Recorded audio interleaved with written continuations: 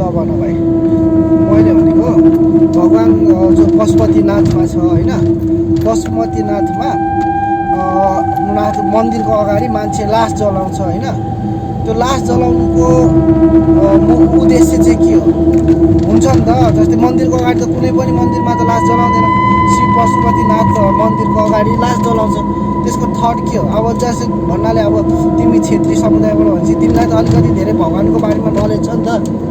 अब मैले भन्नु खोजेको बुझेन तिमी?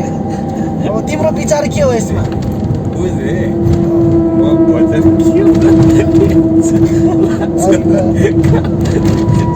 भन न, तिम्रो विचार के छ यसमा? मैले मेरो पर्सनल ओपिनियन त म भन्छु नि, तिमी भन न कि किन चाहिँ तिमीलाई त्यस्तो लाग्छ कि पशुपतिनाथ मन्दिरको अगाडि मान्छे जलाइन्छ? त्यो जलाउनुको रिजन के हो? अनि त्यो मान्छे जलाएको हेर्न मान्छेहरू जान्छन् होइन, त्यसको कारण के हो कि तिमीलाई के लाग्छ? भन न। थाहा छु नि दाजु। ल गाइजहरू, तपाईँहरूलाई थाहा छ भने कमेन्टमा भन्नु होइन।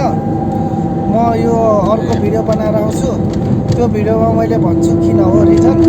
अहिलेको लागि यति नै। ल हजुर सबलाई एउटा च्यालेन्ज भयो कि पशुपतिनाथ मन्दिरमा लास जलाउनुको कारण के हो मलाई भन्नु होला। ल बाई।